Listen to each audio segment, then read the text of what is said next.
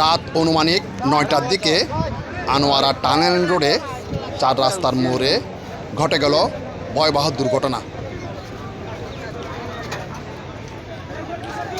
এই দুর্ঘটনায় এই পর্যন্ত ৫ জন মারা গেছে এবং ৩০ জনের উপরে আহত হয়েছে। আরও মানুষ মৃত্যুর সঙ্গে পাঞ্জা লড়ছে। একটি যাত্রীগামী বাস ব্রেক ফেল করে ৭-৮টি গাড়ির উপর চেপে দেয়, যার কারণে গাড়িগুলো ধুমড়ে মুচড়ে গেছে। অটোরিক্সা, সিএনজি সহ ৭-৮টি গাড়ি ধুমড়ে মুচড়ে গেছে এবং ৫ জন মারা গেছে। ৩০ জনের উপরে হাসপাতালে মৃত্যুর সঙ্গে পাঞ্জা লড়ছে। এটা একটা ভয়াবহ দুর্ঘটনা। আমি বাস গাড়িটি দেখানোর জন্য চেষ্টা করছি। গাড়িটির নাম হচ্ছে আহাত সার্ভিস। এটা মনে হয় গার্মেন্টসের ভাড়া মারে এরকম গাড়ি।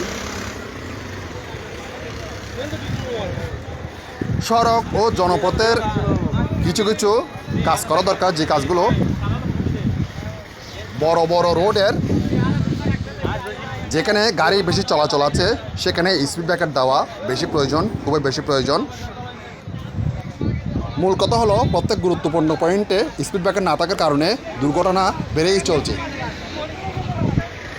আজকে স্পিড ব্রেকার থাকলে এই দুর্ঘটনা হতো না।